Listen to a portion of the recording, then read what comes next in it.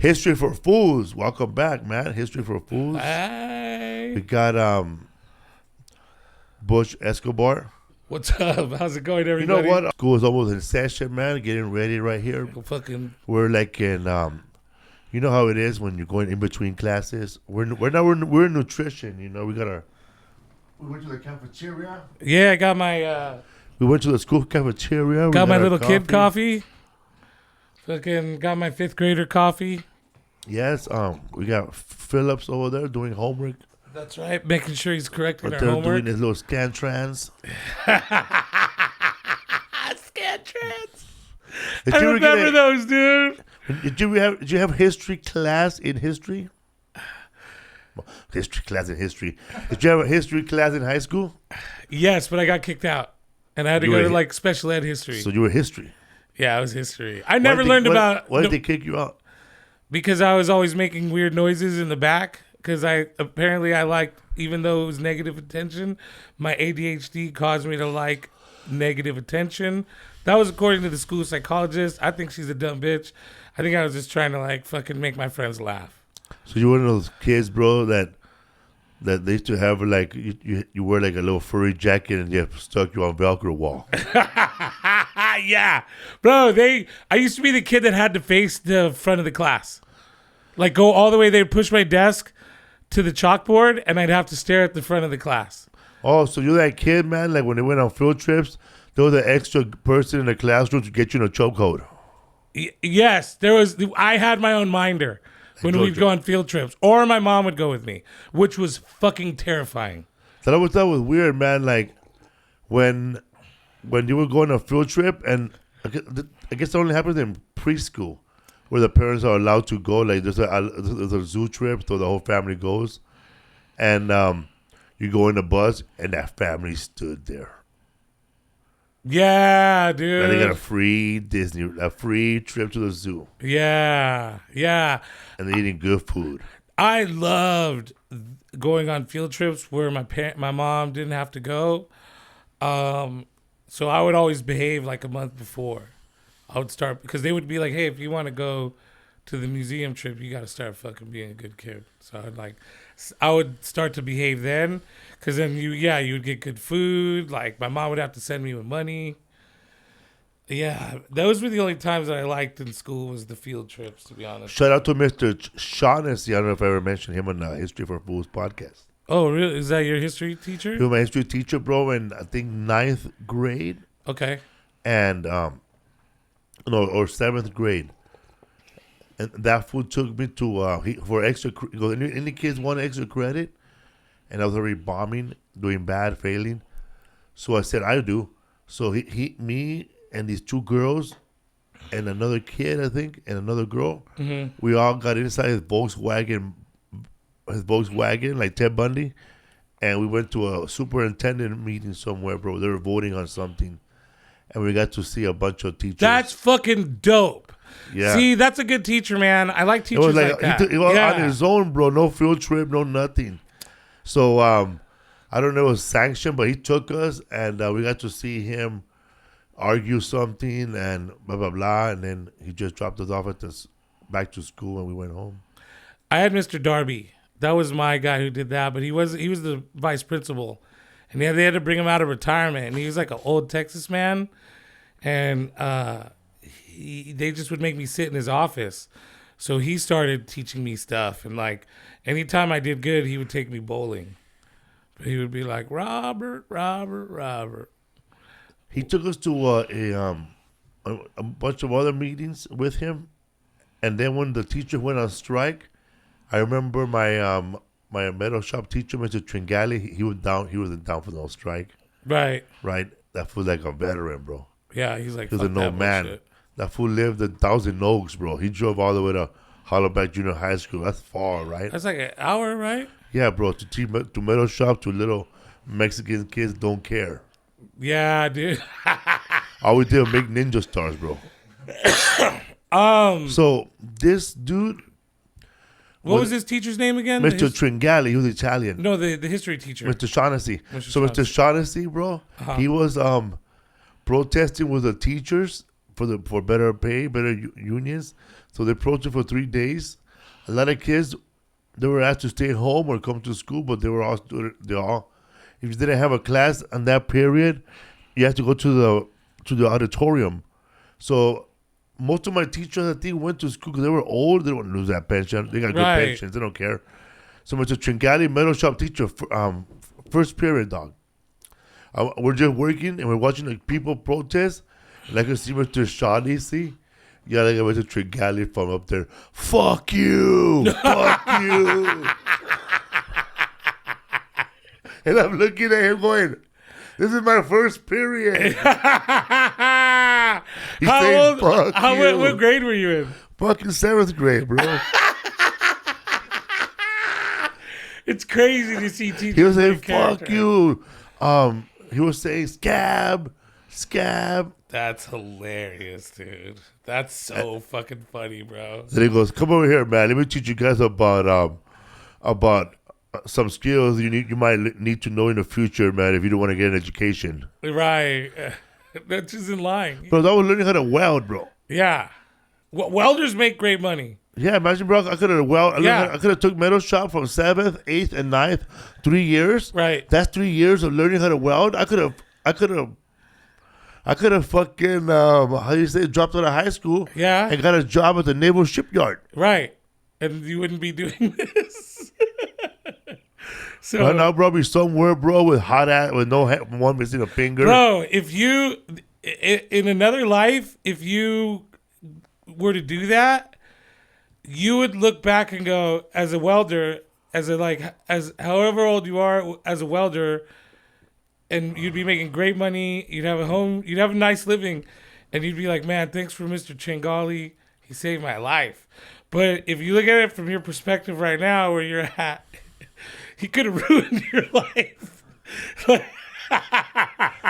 got rid of all those classes, bro. Like, I wonder how many shop kids that are out there that are welders right now that are like, shit, I could have been a famous comedian. Now, some of those dudes, bro, all they do is making ninja stars. Yeah, dude. And we're about to make like, bro, we had a machine to make a dustpan, bro, like a metal dustpan. And the machine we had, you put the metal in, you could fold metal. Yes. Cut metal. We have these scissors that would cut metal like you wouldn't believe. And we had a furnace to melt metal, bro, to make hammers. We had a furnace and we took it out. Wow, you had like a fucking what's it called? Like a kiln? Bro, these, like, I see these videos of these guys. Forge. I see these videos of these guys, you know, blah blah, and I'm doing blah blah because they're making axes. Again, they're making an axe, and this guy, you know, right? He has a beard. And he looks like you, bro. You know, he's making he fucking has all the equipment. He has gloves. He has fucking glasses, and he's talking about he's making an axe, bro, a fresh axe. He's put in the molten the melted steel, right? I love these guys in a little thing, right. Right. And then, like, man, back when men did real jobs, blah blah, Ben did that. Right. And I'm looking at there, bro. Mr. Tringali taught me how to do that in 7th grade. Fool, we made a mold for the tip of the hammer, bro, and we put the metal. He goes, hey guys, if you have metal at home, bring it. So we put the metal in a little pot and melted, dog. That's so fucking dope. We took it out, bro, with our gloves. Yeah, and he helped us pour it in. Right. And everybody got a turn pouring in the hot lava, bro, of metal. And then when it was made, we took them out, bro. We fucking filed them, bro. We filed them. There was a machine there. There was a machine there that was really soft, and it go, and then we put the hammerhead right there, bro, and that motherfucker was shiny, bro, right, like chrome. Yeah, like a mirror. Yeah, but there was a dude there, bro, that fucking. I remember one time when I had metal shop in another school, we were doing the same hammer. That fool got the hammer handle, bro, the handle. Right. And got it all hot. And then put it on somebody's neck and burned them. Okay. All right. Oh, shit. We got to go, dog. All right, bro. Dude, I didn't even get to have my snack. I didn't even do my homework. I was supposed to do my homework. Don't worry, I did it for both of us. Bro, I was one of the dudes that would do his homework at recess, bro. bro. I never did my homework. I was bro. one of those kids, bro, that would rather be absent than show up with no homework. Oh, I would steal someone's homework, erase their name, and put my name on it. And then I'll ask my friend, bro, what homework is there for tomorrow? And I show up with that homework and the one that I didn't show up because I wasn't there. With the answers already from the person that went to school. Do you remember when the answers were in the back of the math books? They're not there no more? Nah, I don't think so, but I think they caught on. Shit, every time I found a book, bro, it was like, go to page 5. Yeah, I loved that, dude. Then the teachers caught on somewhere in like the 8th or 9th grade. Go to page 7, and you go to page 12, go to page 300. Then like Chris Estrada's joke, okay? You get to page 300, there's a cartoon of someone draws someone holding a penis. I saw that all the time. That's so funny, dude. I remember in that movie, Superbad, where he talks about drawing dicks. I think so many of us related to that, dude. The dicks were the best. To this day, I still draw dicks. I would draw pigs. I draw dicks on the mirrors in the hotels with my finger. I draw 666 sometimes, but I don't know why. Do you really? I'm mad. You leave a message for the next person. Already, I put FUCKU just in case a nosy kid later on goes, what did they write? That's fucking funny, dude. What's up, everybody? History for Foos. What's up? Napoleon Bonaparte. Bonaparte. Who was actually born in Italy.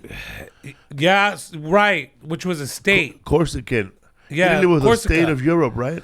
Not a country, right? It was a state of Europe. It wasn't a country, and it was like, I can't tell if it was referred to as Genoa or Genoa was a different, like a city in it or something.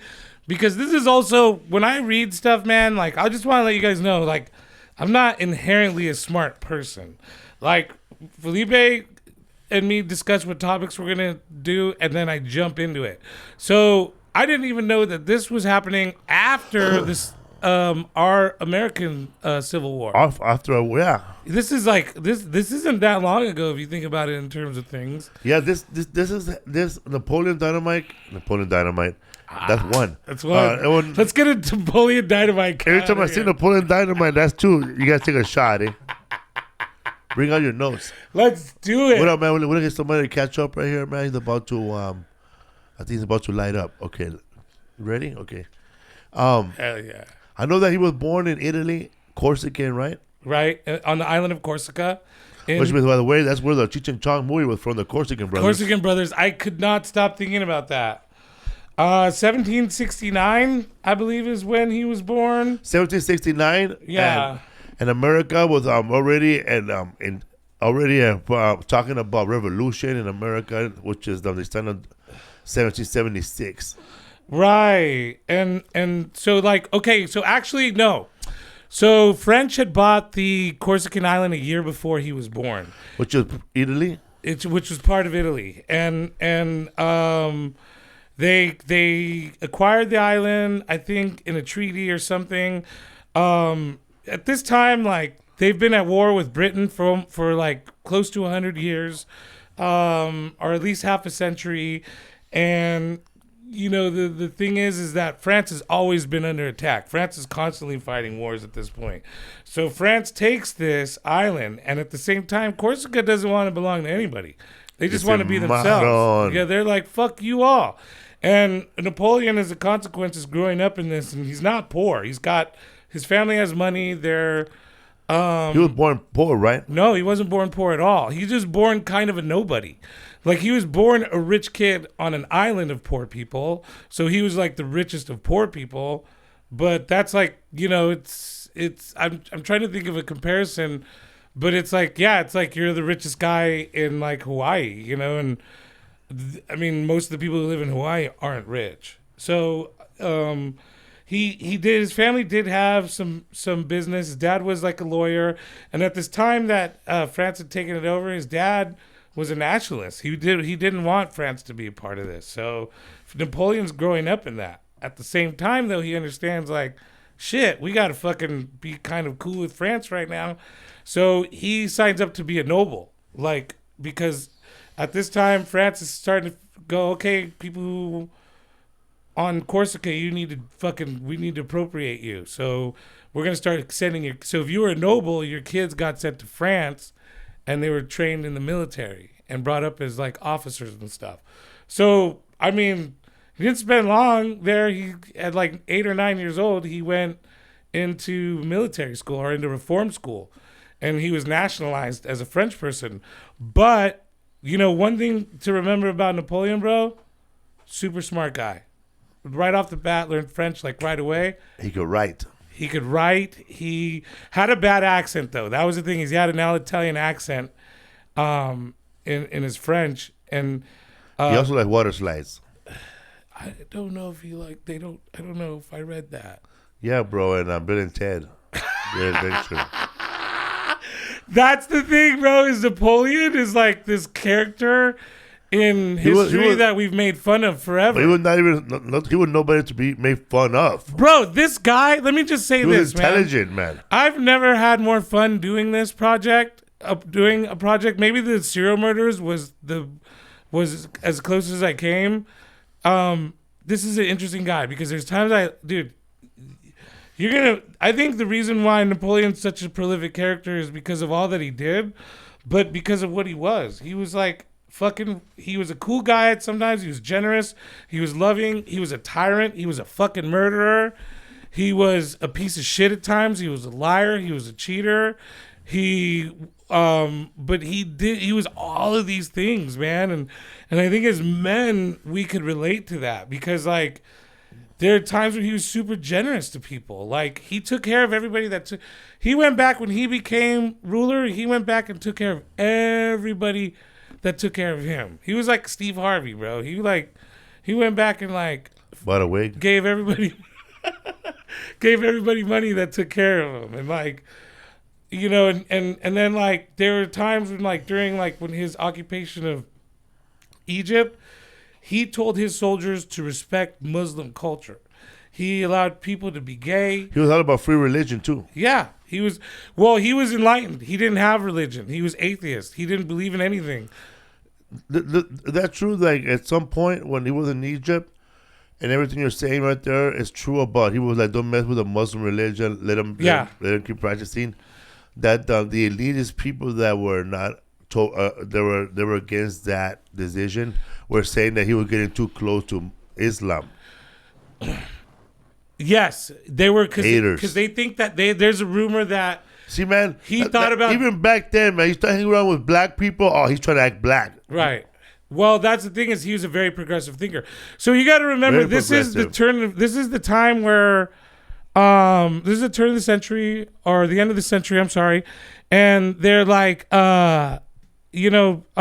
science is causing a lot of technology to happen. Science is now a thing, and people are becoming more enlightened. The 18th century is the century of enlightenment. It's where we're no longer just believing in doctrines. So Napoleon came around at a really perfect time because he brought historians and scholars and engineers, and he opened up schools in Egypt, right? So let's talk about Egypt in the movie. Let's Yeah. just jump into the fucking movie because False or true? so false. The movie shit is so false. He never shot the pyramids, huh? Never shot the pyramids. The battle was down the road from the pyramids. I mean, you could see the pyramids from where the battle was happening, and it was a quick battle. It was in less than 3 hours that he defeated the Ottomans. He lost a lot of troops on the way to those pyramids, huh? No. Well, so what happened is he lost a lot on the way to Cairo. That's right, my bad. But so here's the thing, man. The movie shows you makes it up. The movie shows him going to Egypt, blowing up the pyramids, which didn't happen, and win that war. and then winning that war right away, and then going home because of Josephine. All that's false. First of all, he was obsessed with Europe. He wanted to the Orient. He actually wanted to go and and invade the Orient, but he knew Egypt was his first pass. And he was doing it for that reason, but also to cut off trade with Britain. To crush British's trade routes through India economy. And so he got out there, he invaded rather quickly. At the same time, though, that he was invading, the Royal Navy was fucking super powerful. Big Navy. And they caught a ship on an excursion that was going to meet Napoleon's other ships, his fleet. And they found out Napoleon's plans. So at the same time that he's invading fucking Egypt, the Royal Navy's taking out his ships out in the waters that are like his supply line. So he has no idea that his future in Egypt is going to be cut short. But meanwhile, while he's there, and that's what this leaves out, is because it makes it look like it's a quick excursion, and his girlfriend's like, they never had a way to get back. My pussy hurts. And then he's like, I'm out of here. Yeah. Like, no, dude, that's not what happened. He took over for a while. It's like 4 or 5 years where he like overall were they occupied. And he actually took over, developed newspapers, freed up religion, like freed the slaves, hospitals, restored their tax, like made a better tax system for them. Hospitals, newspapers were going around Cairo for the first time. Like he innovated Egypt. This is the one thing that you can never say, and especially in Europe and the French. If it wasn't for Napoleon, you guys wouldn't be shit. Like half of this fucking world wouldn't be shit, and reading this has made me really believe this. But yeah, so what happens is he realizes the supply line's cut off from Great Britain, and I mean from France, and he has no idea what the fuck to do because he's completely cut off. And because the boats are right, but at the same time though, so Egypt is good and bad. Egypt is good for him in that it was kind of like a trial at being an emperor because he completely alone controlled Egypt. But here's where the piece of shit Napoleon comes in. He had to fight those 2 tribes which he beat, huh? Yeah, the McCooks or something like that, and the Ottomans. But he was but even though he was swift, bro. Even though Napoleon, he knew that he was gonna beat them. He was really enamored of the way they were, the way they looked, the colorful uniforms. Right? Yeah. He didn't care. Like he was gonna beat their ass, but he's still like, you know what? They're dressed nice. Napoleon is a true gentleman in that he'll kill half your guys, let you surrender, be cool, let you live, and then even give back some of your land. Like with the Austrians, he defeated the Austrians. We're gonna move forward a little bit, and talk about it later. But he defeats the Austrians and gives them some of their land. But back to Egypt. Napoleon had a better telescope than the Egyptians. He could see everything than they couldn't, huh? Right. Well, the thing is that he brought technology to Egypt and he made it better. But the problem was his supply line was cut off. He didn't know what to do. And this is where he becomes a piece of shit.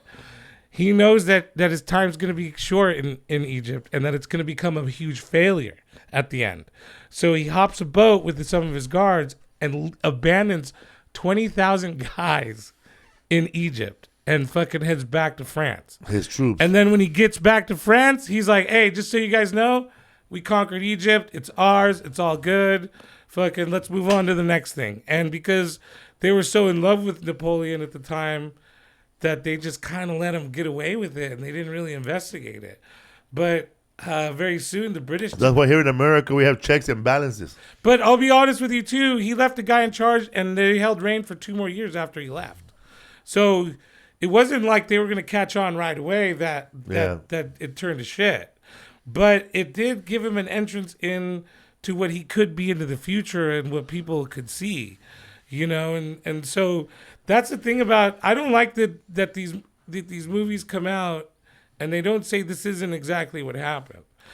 Because I do feel like the movie did a lot of scooping of broad things and putting him in one place. Like, one of the most defining moments for Napoleon, did you remember the scene? Oh, are we spoiling this movie? No, we're not. Okay. We're talking history. We're talking history. Also, man, if you want to go watch Napoleon, haven't seen Napoleon the movie, you know, just fast forward this part and then come back to it. Yeah, after you watch it. Yeah, we should put a spoiler alert at the front because there's just a couple of scenes. But there's a scene also. Are you talking about the scene, the battle? And they didn't show the battle of Waterloo in the movie. Did they show the battle? Yes, they did. That's the battle when they lost. That's the end. That's the also. end What are you gonna mention right now? There's one battle, and this is where I really Elu, Island of Elio. well, okay, so the there's a scene where there's a protest, and he opens up. That's right. That's in Morocco. No. No, When he busted up the cannons on the people that want to be royal, they're royalists. Yeah, this is in France. And that part of being run by British snapped in there as soon as the revolution So just started. kind of give you guys an idea, like at this time, when Napoleon is starting to take over, what happens is that the king and queen, the monarchy, France wants to get completely rid of their monarchy. That's what the French Revolution's about. Now, the Napoleonic Wars are about the rest of the countries not wanting France's influence to invade the influence of their countries because they're still monarchies, king and queen. So they're like, yo, we can't have a free France like we have a free America. Yeah. We're fine with the free America because it's way over there.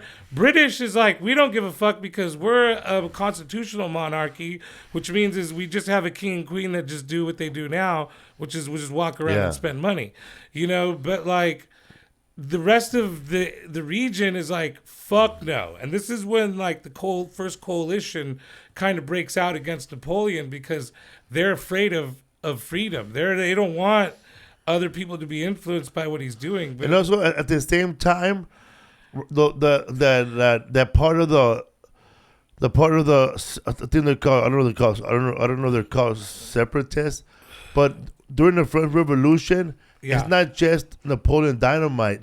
There's like so many revolutionaries going on during the French Revolution. This is what I want to talk about. When in the movie or in real life, and there's a movie called Maria Antoinette. She's the one. She's famous for saying those who don't like it can eat cake. Let them eat their cake. Let them eat their cake, which is very disrespectful because poor people couldn't have cake. Go their whole life not ever having cake, right, or not even having sugar. Right, that's right, because sugar was taxed out. Then. So she gets her head cut off, right?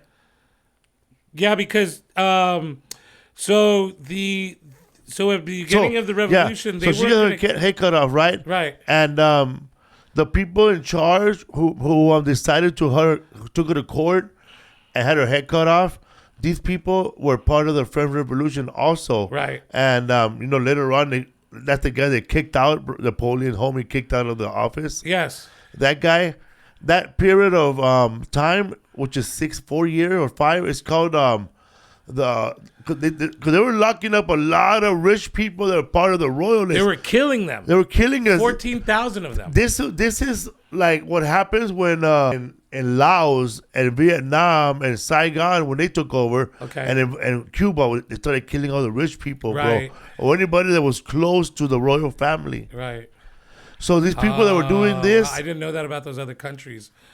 Yeah, just an example. That's what they did. Right? Yeah. They started, they're like massacre. Can I add a note? So these people they're going on trial and without a lawyer, and then they're being charged for being part of the last government. Oh yeah, they were being hunted down, but the king and queen weren't going to be executed. They were just going to be exiled. They fucked up. The king and queen fucked up? Yeah, because they tried to escape. So then they were like held. They were just held. They tried to escape? Yeah, they tried to escape before the revolution took over. And so they were caught on the way to their escape to Austria. They were caught by who? They were caught by revolutionaries. These cheeky bastards. These revolutionaries were called Jacobins, and the Jacobins were against the royalty. But when the stirring started to happen and they removed the royalty wasn't in danger yet. The royalty was just removed, and they were sequestered. And during their sequestering, they started making motions to Austria to have Austria rescue them to start a coalition and get them back to their seats. So when they tried to escape, they were caught. I can't remember. I think it was like in Belgium or something like that. And they were brought back. And when they were brought back, they're in Bruges, and they were brought back. And then even then, they still weren't on the death penalty yet. They were still like, hey, you guys fucked up. But when they started consorting and doing more stuff and then talking shit, like, and let them eat cake, that's when everybody was like, fucking behave these fucking pieces of shits. But again, Louis the 16th, or I think it was Louis the 16th, 14, 15, 16th. He was he inherited Louis the 15th and Louis the 14th's fucking debt and wars. He was like he became like president at like or king at like 16. And Mary Antoinette, they married her off at 14. Yeah, these were kids. They were kids. She was like beheaded at like 18. At 20, it's like 30 something. Oh, was it? Okay. Yeah, but at 14, what does she know? What do you know? All she knows is the palace. They're not allowed to go outside. Bro, and then these aren't like people who are elected because they were smart. They're elected because they were born into it. So they probably were married off to keep peace. And the other thing to remember is a lot of royalty became really stupid because inbreds. They were inbred. Inbred. If you look at paintings of them, if you look at King like George. old inbred, like King George, bro, that's crazy to me. Also, man, it's good to note here right now that the reason France was bankrupt is because America, they loan a shit ton of money, or like books that hell of money to the new United States of America to fight the wars. They were trying to start their own thing the whole US. time that that's why during the American Revolution, the whole time Benjamin Franklin is in France. Besides fucking hoes, he's over there having parties and borrowing money to send back to America, selling gold bars to America. Yeah, dude, the Ben Franklin shit is funny to me because bro, there's a movie. He was a party animal, bro. There's a movie or a show. I don't know if it's Turn, which is about George Washington's spies, or another movie with Tom Hardy that went nowhere. I forgot the name of it. Oh. And they send somebody was spying over there. Lawless? Huh? Lawless? Not Lawless. He was like That was a good movie. he was like a British guy, like a weirdo. So we're getting sidetracked here, but forgot what I was talking about. Yeah, we were talking about I was standing outside the King classroom with a bird. I love when we do this. King and Queen, they were like, oh, the money was going to America. France was in debt because the money was going to America to start their colonies in the United States. And then we started talking about Ben Franklin. Because there was somebody that there was a scene somewhere, man. It was like, I don't know if it's king, some king from England. He goes, what? He goes, who do we owe? We don't owe. We don't. He goes, we do the collecting in this world. Right, like that, dog. Right. We do the collecting in this world. Oh, we don't owe no one. We're the masters. Yeah, like that's the thing. Is Britain at the time was the masters, and they were like the only problem with the U.S. is that we were far away. Yeah, man. So they were the masters of Europe. So there's a part in that movie, bro, in that show where the girl goes, he goes, you send a message to the colonies. He's choking her like this. He had a gun to her head. You send a message to the colonies, to this spy, this actress. Right. She goes, no, you bastard. Taboo? That's it, yeah. I sent a message to the United States of America. Boom, wow. Bro. But that shit gave me the chills, dog. I gotta watch. Like, where's the statue for her? This is a TV show? Yeah, right there, that one right there. At the end of the movie, at the end of the show, it gives you the goosebumps. Wow. He goes, what flag are we? He goes, what if they stop us when we get to America with this flag? He goes, what flag are we gonna be bearing? And this fool goes like this, and there's a flag with the 13 colonies, dog. Nice. Anyway, so in that movie, he's in London, and he's part of some tribe, bro. That his dad owns money, and he owns land in Vancouver over there by fucking Canada. Okay.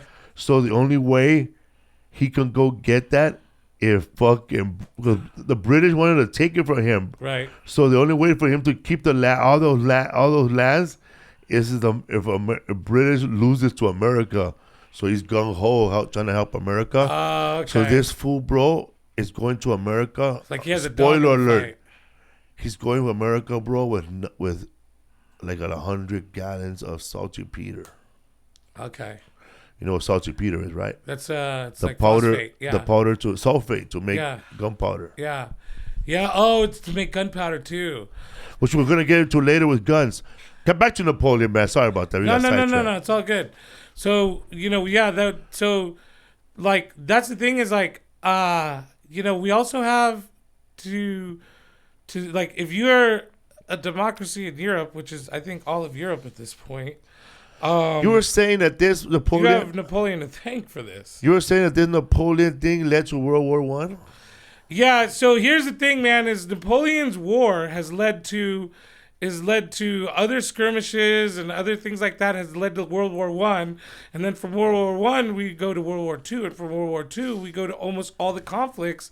You could even include Vietnam in that, and because the French was in Vietnam, right. And this is the thing, man. This is I think why Napoleon is such a gripping character.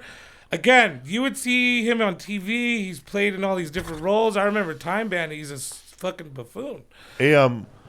In the movie, spoiler alert, in the movie, in Napoleon movie, they say, is this true though? I looked it up. There was like, he lost more people. That he went to war with 600,000 troops and came back with 20,000. Okay, so that's near the end. And yes, that is actually really true. That's when they were fighting in the cold winter of Persia. So nobody's ever won in the snow with Russia. So let me give you a couple of like real Except so we Japan. can speed up to this stuff. So the grape shot shit that happened, that's real, but that lasted 3 days. And how about him shooting the ocean and they're drowning? And that was called a whiff of grape shot. He said, give the crowd a whiff of grape shot and they'll never fucking come back again and fight us. And it took them 30 years to protest again. So that was a turning point for him. Where? Well, that was the insurrection. What year was that? Bro, you're going to give me the hard questions when I'm trying to move through this shit. Whiff of grape shot. Where are we, dude? Jesus Christ. 1795. Thank you. So that moves him towards doing other battles. So the what you were talking about, and again, this is kind of the end for him, the first end, okay, because there's two endings for him. So he becomes emperor at some point. He works his way up. He takes out the local government. Through a bunch of things like if we were talking about the movie, do you remember the scene where his brother holds a sword to him and he's like, I'll kill my brother if he's a traitor, and then they all go in and fucking take down the government? If he's a traitor? Yeah, do you remember that scene? Yeah. So there's this scene where Napoleon, I didn't get that part, bro, when he did that. I killed my brother if he's a traitor. Bro, there's so many things in this movie. That's why if I didn't know this history, this movie would have been fucking boring. But I don't get the part because and I know that's when they did a coup d'etat. Coup d'etat was like, bro. When I don't know. That was a bloodless coup d'etat, which was, dude. That coup d'etat was so brilliant because what happened. Oh, sorry. Go ahead. No, you go ahead because, bro, everything they do it seems like very Godfather-esque, right? Like very thoughtful. So he's sinister, bro. Like they plan ahead. So he comes back from Egypt and he starts to like put a stop to a lot of wars and attacks, and he's becoming very, very powerful in the military, and he's making his own diplomatic decisions, and it's pissing off the government. It's like the France that left behind. So he comes back in and he gets like, so back then the directory is what their presidential types were. It wasn't just one guy, it was 5 guys, and they controlled all the military movement. So he came back and he made the directory resign their posts. So there was nobody in charge of the military except for him now. Then he went in and they were trying to have him arrested for doing that. And what happened is that when he got back from Paris, he made his brother Lucian in charge of basically the lower house. There's 2 halves, the ancients and the lower 500s. and his brother was in charge of the lower 500s. So he's listening to them talk about arresting him. He goes out and he tells them, hey, they're going to fucking arrest you. So we need to say that they're going to that they're terrorists and they're going to try to kill you. And so they tell the military that, and they're questioning it. And he goes, if I'm fucking lying, I'll kill my brother. So they go in and they fucking take down all those guys and quickly dismantle the House of House of Representatives. And so now there's nobody in charge except for Napoleon. So he puts 5 dudes in charge of deciding who becomes in charge of France, but they're 5 of his friends. So they make him in charge and he becomes emperor. This is also a true thing that happens when he takes, so ever since the beginning of time, the Pope would give the crown to the king of whatever place. Yes. That was the common thing, right? Was God. This is where this tradition stops. Because Napoleon... Yeah, weird, because I saw the crowning of 3 crowns on that one. The leaf and the other one. Yeah, because, well, the leaf one is because he wants to look like Caesar, because he thinks Caesar is the greatest thing that ever lived. And he wants to compare himself to Caesar. So that's why he looks Caesarish. Italian. But he takes the crown and puts it on himself because he's like, you ain't fucking crowning me. You represent God. I don't believe in God. Yeah. I believe in me. I'm crowning me, motherfucker. And he was there too, huh?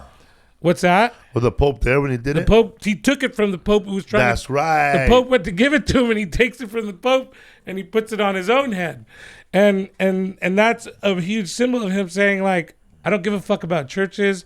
I don't give a fuck about religions, which is like really progressive in my mind. At the same time, tyrannical. But at the same time, to be honest with you, that garnered in I think it was like almost a decade of peace, like where France saw peace for the first time. Like he had made peace with Britain for a while and all these others. And that was the end of the first coalition. And the first coalition was all about trying to suppress freedom. The second coalition, that was about trying to kill Napoleon because he was starting to become tyrannical in other countries because he beat the fuck out of and we're getting to where your question is earlier. He beats the fuck out. Austrians can't beat him for shit.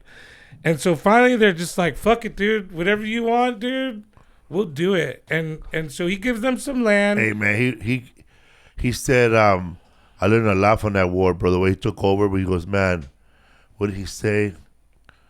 He goes, flanked him from the left, flanked him from the right. And when he said flank to the right and left, that means they're already getting beat up from the front, and now they're going to fuck them up on the side. Bro, that was the thing is that he developed... he was a master skills soldier, huh? This is the most brilliant thing that he did. He did a lot of things. He never invented anything. Tell them about the guns, bro. Passing the gun. So he developed one method of 2-man quarter.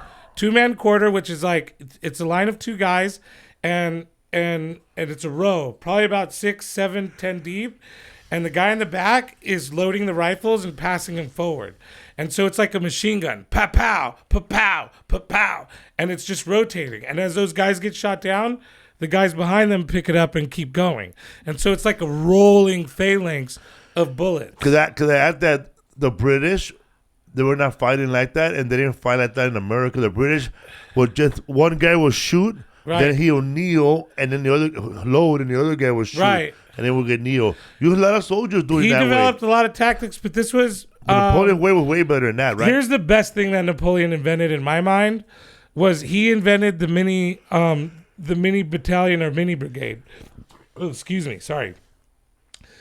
What he did was he took a regular army brigade and he shrunk it down to its quarter size, but he added artillery, which is what they didn't have, like cannons, movable cannons. He put wheels on cannons, and then first to do that. But then he put a staff on each little mini army, and so that army, in a sense, could hold off an army 4 times its size for 24 hours for help to come. One of the other things he did that you'll see in the movie is he cut off supply lines. That's what he was really good at, was cutting off that the first battle in that movie, the Battle of Toulon. What they don't talk about is that battle lasted a long time, and it was in the movie one day. Because he cut off supply lines, and he made it so that supply lines.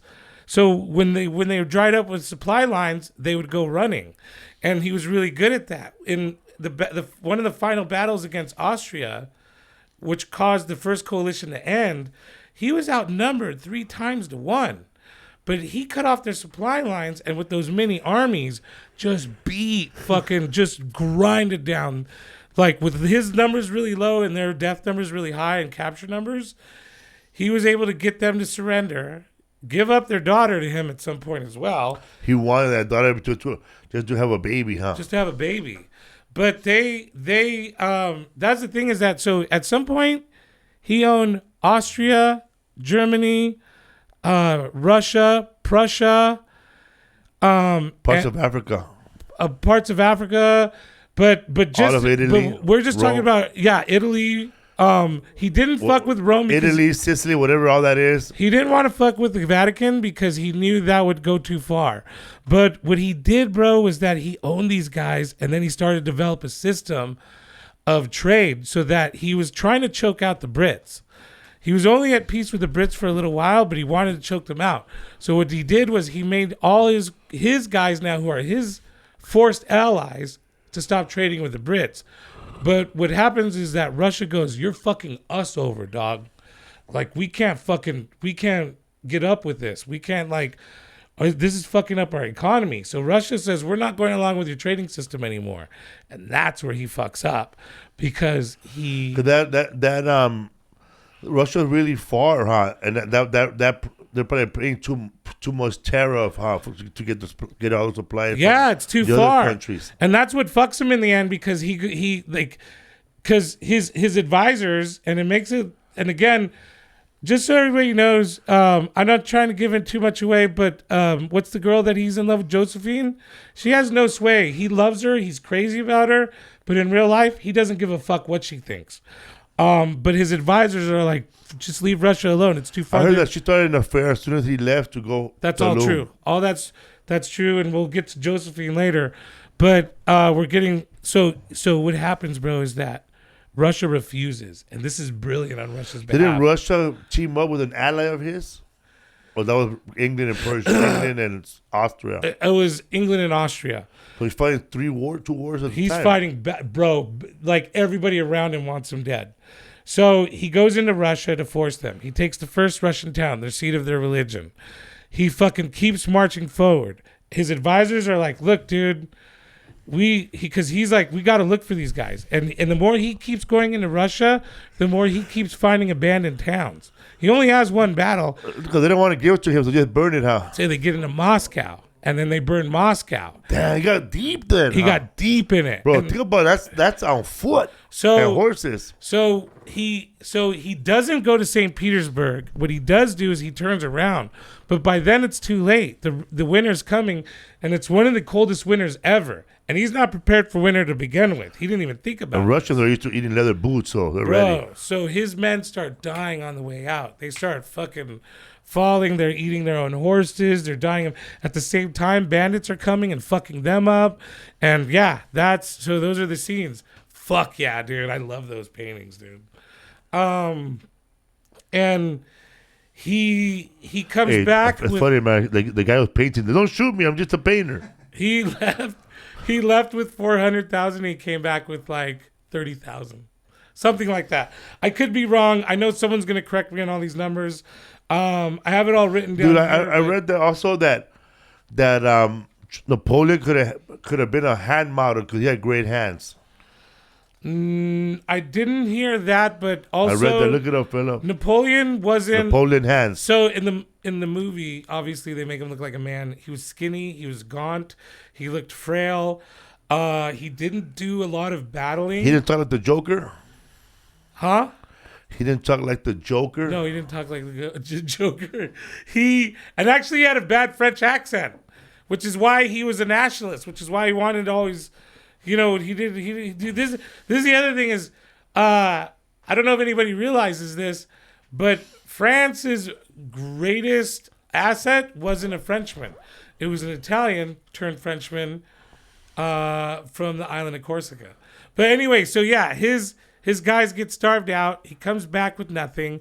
And then that's when he has to abdicate himself, and he's exiled to, oh man, Albertine. no, Alba. Alba.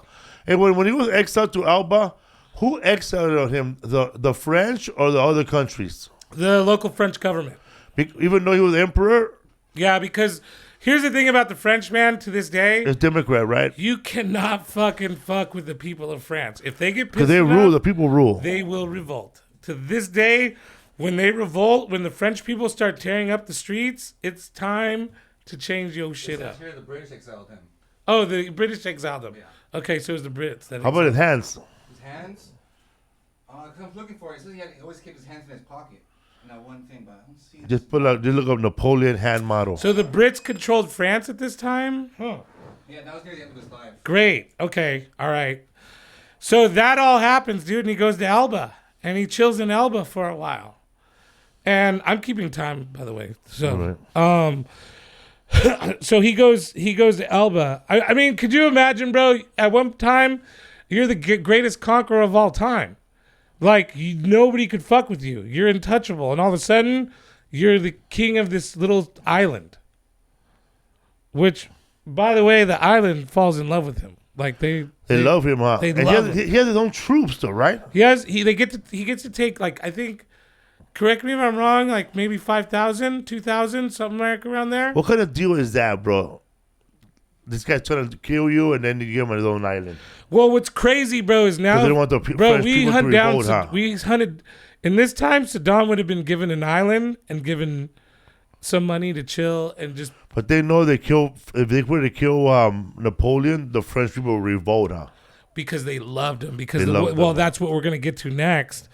Is that he's starting to get news back from the mainland that he's being missed. Louis the 16th, or is it Louis the 18th? Whatever fucking Louis is in charge at the time. Louis the 14th? No, that's Louis the 16th is when he takes over. Yeah. And then I think there's Louis the 18th that comes in or something like that. But he's doing a really bad job, and France wants their ruler back. And they want their emperor back. Half of France is like, dude, fuck this, and they're losing every day. They're losing more and more numbers to Napoleon. So he gets whiff of this. He fucking gets a boat and a group of guys together, and he floats down a little bit further down from, down the way, and gets onto the land. I can't remember where, but he forms a group of troops there, and it starts to go inland towards Paris. Paris gets word of it, and at the time the king says, fucking get rid of him. King of England. Yeah, the king of France, I think. Was it king again? There's a guy that's in charge of France that Yeah. England put in charge. And he's like, get rid of Napoleon, kill him. The first battalion that rolls up to him kills him. The guy that's in charge definitely wants Napoleon to die, but of the first group that he runs into, which is his troops. Yeah, he goes and he does. That's another part that's real in the movie where he goes, "Hey, if I'm your enemy, if you guys think I'm here to do bad things, shoot me down right now. If I'm not your emperor, then please kill me." And that's when they're like, "All right." And it's true, bro. He went from town to town collecting a military. Damn. And he took back France. He took back, because again, it makes it seem like it was a real quick turnaround time, but it wasn't. He took France for a while. He took France, and they started going battering again. Yeah, and that's what now we have. That's when he did the Waterloo, huh? Right. Yeah, that's when he did. So this is the end, for him. The Battle of Waterloo. The Battle of Waterloo, and he was successful in a lot of the battles during that campaign, but Waterloo was the end for him because he underestimated the Prussians.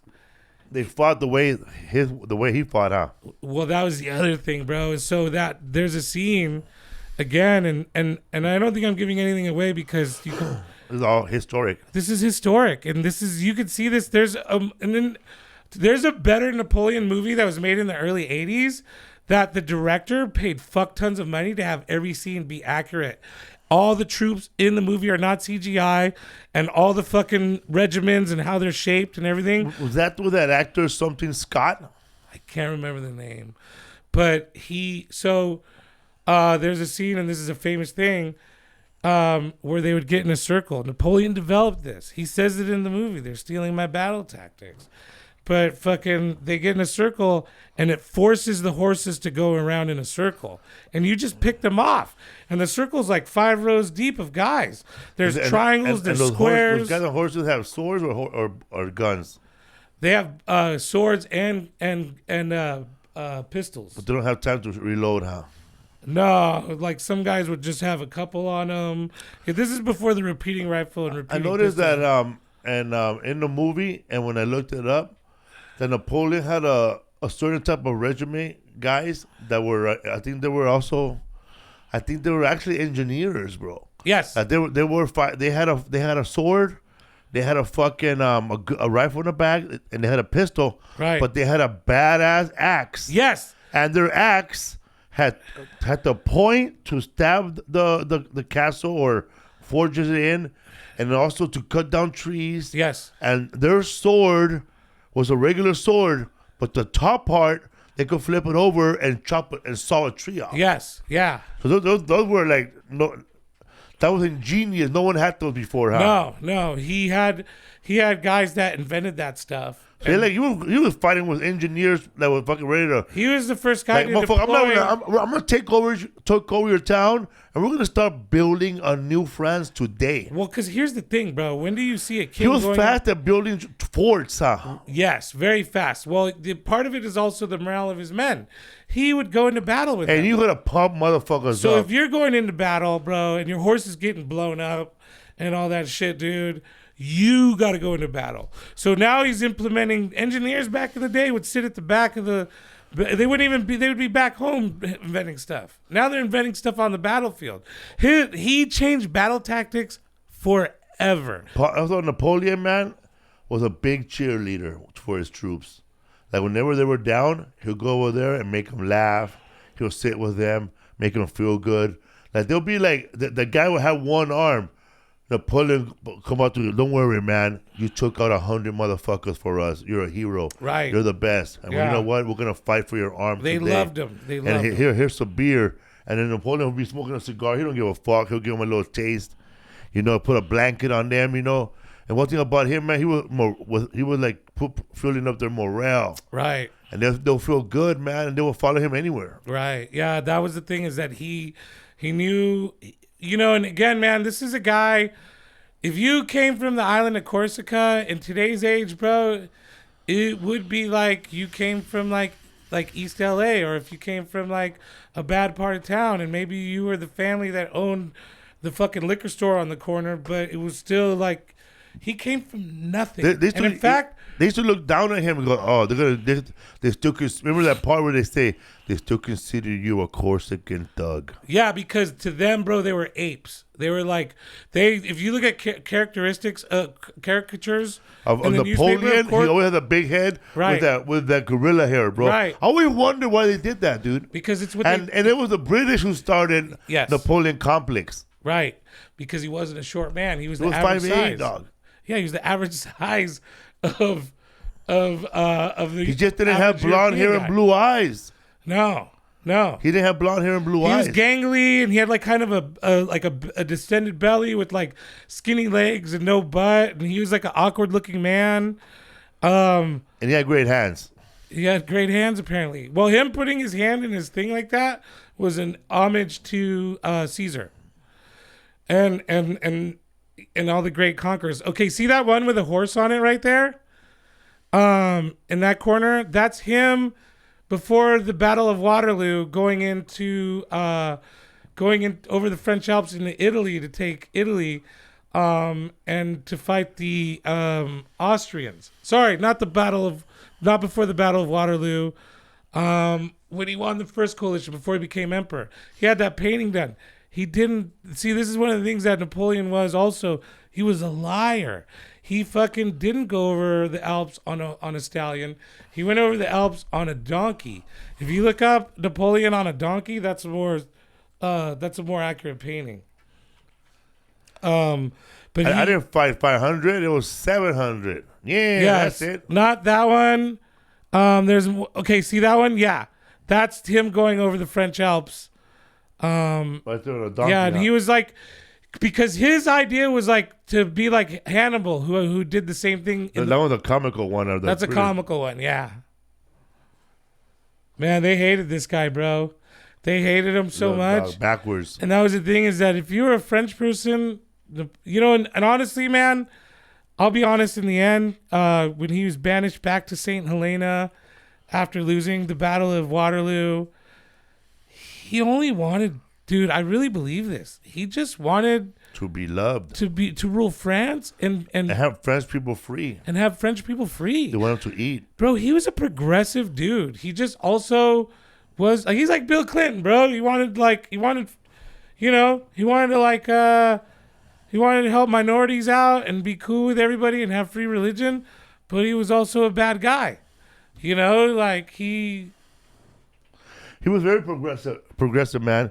He also had a black general, bro. If you guys watched the movie, yes, there's a black guy next to him, and his name was Thomas Alexandre Dumas, born 1762 to 1806, and he was known he was a mulatto, born in French colony of Saint Dominique, which is the modern day Dominican Republic.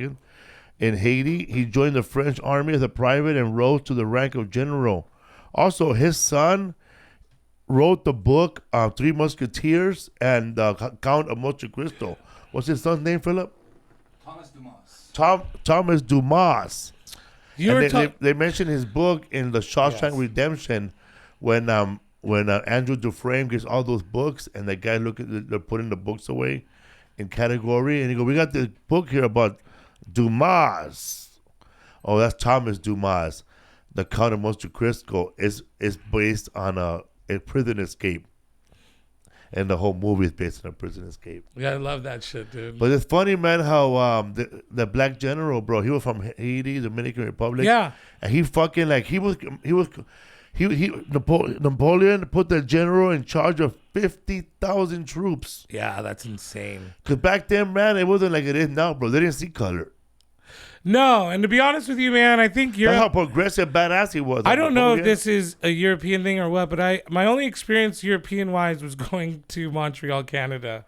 And I remember going out to clubs, and there were, even here, bro, in California, where we think we're very progressive, everybody has like black friends and Mexican friends. There's always groups, but people still group up. And I didn't notice that when I was in Quebec, which is French Canada. And I wonder if that has a lot to do with just France or Europe in itself. But there didn't seem to be any real racism or racial separations between black and white people. I know that there's a native thing happening in Canada, but I didn't. And it makes sense. Napoleon, regardless of what everybody thinks about him, he was a huge influence. Like, I mean, the Louvre has a lot of its stuff is because he had taken that stuff from Italy, and but like there's schools and institutions and things that happen that are happening to this day that throughout Europe, but mostly France, that are thanks to Napoleon. And again, man, I'm not I'm a nonviolent person. I obviously I don't believe in violence. I'm conflicted with this guy. Like, there are times where I was like, wow, what a fucking really good person he seems to be. And there were times where I was like, what an awful fucking human being. Bro, also, it says here that Napoleon, he invented the centimeter. Ah, really? Oh, Look it up, Philip.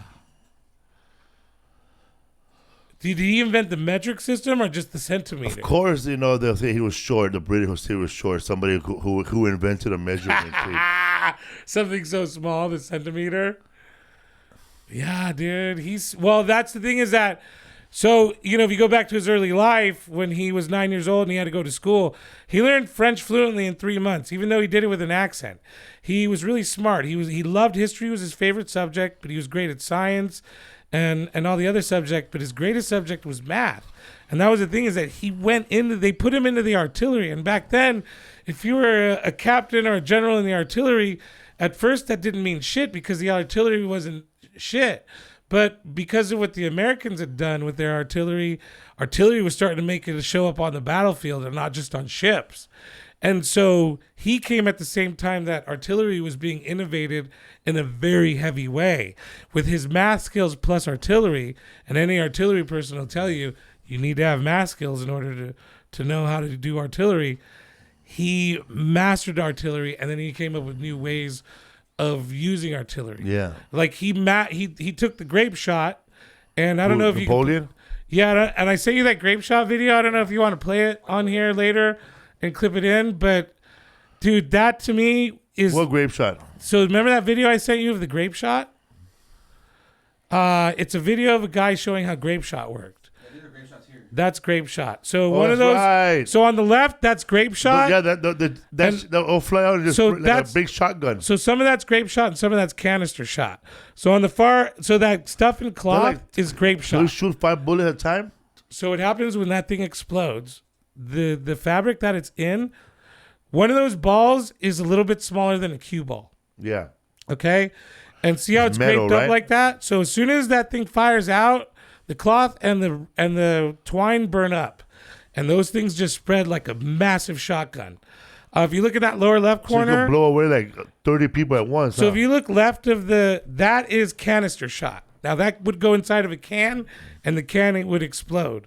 But grape shot was way worse because its fucking range was further because it wasn't hindered by any other metal, and it would just fly out. And imagine, bro, getting hit by something like that. And it'll go through and hit the other person, huh? Bro, it'll go like fucking through 5 or 6 people.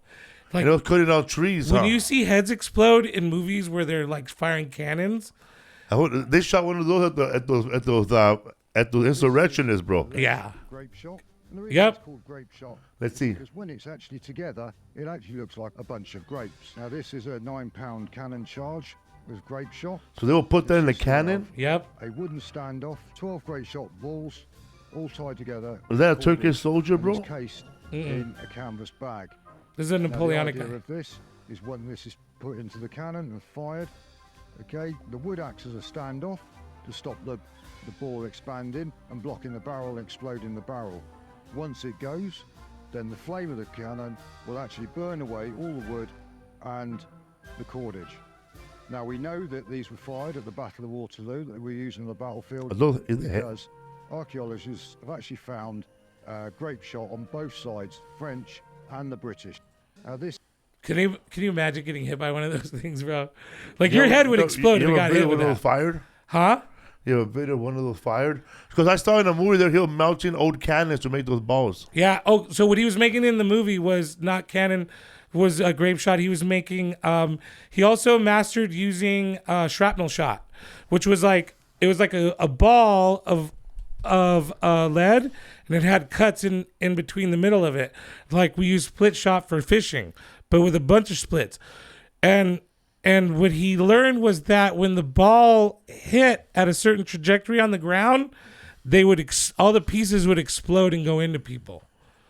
And so what he would do is he would fire it up into the air, and it would land in the ground between troops and explode and just blow it. Take out. Motherfucker, ahead of his time. Yeah, bro. It's He nasty was shit. massacring food. However, Napoleon said, he goes,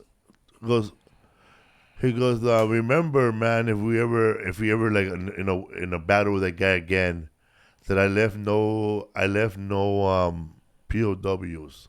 I took no prisoners. Took no quarter or something like that. What does that mean? That he just killed them all? Yep, we killed all of them.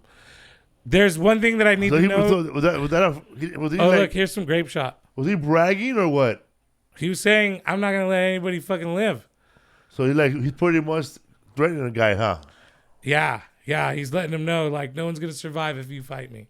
Here's the thing. He fucked fools up, huh? Here's one thing to note about Waterloo that I did watch a separate documentary about, and it did kind of change my mind.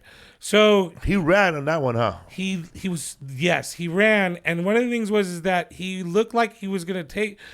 All things pointed to him taking Waterloo, and this guy did a research on the day that Waterloo happened. And when you go to Waterloo, where it's at now in Belgium, it's flat land with a huge pyramid in the middle as a monument to what happened there. What we didn't know for the longest time was all the land, all that part of the pyramid is all the land scooped up around Waterloo and made into a pyramid. So the land was kind of bumpy. And the one thing that the movie did do is it made the battle scene look accurate, because Napoleon stupidly was fighting on a plane. And anybody knows, whoever plays video games, or if you've actually been in real war, having height advantage over an opponent is a big deal. And so Wellington's troops had the high ground. The other thing is that Napoleon was depending on his shrapnel shot. He was using grape shot, but he was depending on his shrapnel shot. And what happened that day, what had happened, was that it was raining and muddy. And this guy in this documentary that I was watching went back and tested shrapnel shot.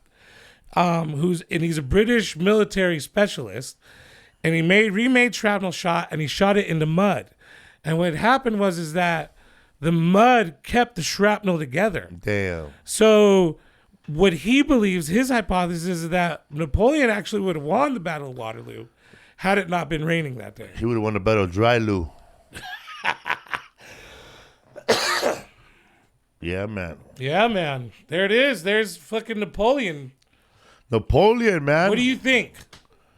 Man, he was a badass dude, bro. Like, he came in there, bro, to kick ass. Fuck yeah, he did. He told that guy, man, listen, man, I'm gonna go in there and take the city down, as not as a second in command. Fuck yeah, dude.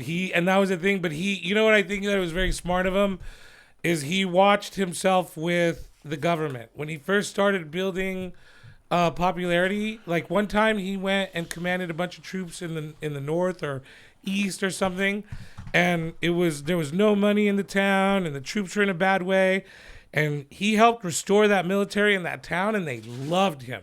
They thought he was the greatest thing that ever happened, but he was new, and he knew that if he went back with that popularity to the government seat, that they would not like that.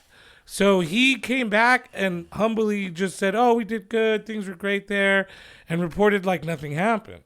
Because he was smart, man. Yeah. He knew to move in slowly. He knew to creep in and slowly take what he needed. History for Fools. What's up, Butch? You ready to do it next week or what? Bro, Guns or what? Guns. We're doing guns next week, dude. I'm excited man. about this. Go read up next week, man. We're gonna do history on guns. So look up saltpeter and how do they make guns, because there's a couple of fake shotguns from back in the day the Chinese had. Yeah. I owned. I know a little bit about this because I owned a Belgian gun from 1830s. Be lying, Napoleon. No, I did, bro. And then my fucking ex-girlfriend, fucking bitch, took it with her after the breakup. And you can't register those because they're antiques. So it's gone forever. One thing, man, I don't like is that I'm watching this movie and I'm thinking, oh man, that's crazy. No, I didn't know he was there. When they cut out Marie Antoinette's head, He wasn't there. fuck, that's fucking Hollywood shit. He was- you know that movie was done in 6 days. You think it was rushed? Yeah, dude. You know what? Can I share this real quick? Because I Share it, wrote down bro. the Napoleon Timeline? timeline. Well, not the Napoleon timeline, but I wrote down all the shit that I disagreed with in the movie. Yeah, do it. Egypt notes. Egypt part 1. Date of birth. At home. Sorry, guys. Because when I looked up on Napoleon on YouTube, it Yeah. said that fool had no money when he was zero money when he was 16 years old. Right. And then later on, when he was 26, he had like millions. That's bro. true. That is true. He, at 16, he actually, dude, he had to take care of his family because they were in debt for a Yeah. mulberry farm that didn't work out. He had to finish 2 years of school in 1 year. So Marie Antoinette wasn't. Why he left Egypt wasn't. We already talked about. Fighting the crowd. That lasted 3 or 4 days. That didn't just happen overnight. He did not intend to go. What did I put? Okay. Somewhat successful in Russia. He wasn't completely successful in Russia. He did not go to St. Petersburg. They made this movie somehow. Oh, that's the other thing, is that they made it seem like he hindered all his decisions off of Josephine. No, I know in the movie they made him look like he was pussy whooped. He was. He wrote to her all the time. He wrote every day. But half of them was, bro. Half of them. I feel like this is where I relate to Napoleon. I love my girl so much, but she doesn't dictate what I do with comedy. But you do email her every day. I do email. I call her every day. But he pined for it. She cheated on him so much. She fucking fucked him over for a long time. But then after, she did fall in love with him, and he did fall in love with her. But then when she fell in love with him and decided not to cheat on him anymore, guess what? He's cheating on her. I think I got it all. Oh, did you catch the succulent meal in the movie? No. There's a part where the guy's like, I'm trying to have a succulent meal. Yeah, I remember that. Yeah, bro. Dude, I died. Kick that fool out, eh? Yeah, dude. They didn't want to play ball, bro. Right. And he's like, right now, I'm trying to have a succulent meal. I was like, fuck all yeah, these dude. fools are trying to get fat after the revolution. Whoever made that movie, dude, put that in, good on you. History for fools, man. Don't forget, next week we're going to talk about guns. You have shows coming up? Yeah, I'm going to be in town with you this weekend. Oh, yeah, that's right. I'm not in town. I'm going with you. You're Minneapolis. Minneapolis, and Lincoln. Hell yeah. I would like to remind people, though, please, we're still trying to sell tickets. Check out the link in my bio on my IG. Check out the link to buy tickets, or just hit me up. I mean, I talk to anybody. Tickets for where? Dude, if you want to inbox me. Sky Cafe. Oh, shout out to Sky Cafe, vegan restaurant, great comedy. Go check them. Go check Butch out. Okay, let's see here. Let him know, bro. Sky Cafe, Saturday, the 24th of February. I'll be in South City, San Francisco. Come see me, fucking History Fools. I love you guys, and I love when you guys come out. If you Also, history of guns next week. So yeah. There's a nice documentary on guns on YouTube. It's on the History Channel. We're pretty much gonna go on by that and other notes we can find on guns. But basically, we're gonna talk about the gunpowder first gun and first actual working revolver. Okay. Yeah. History for fools. History for fools.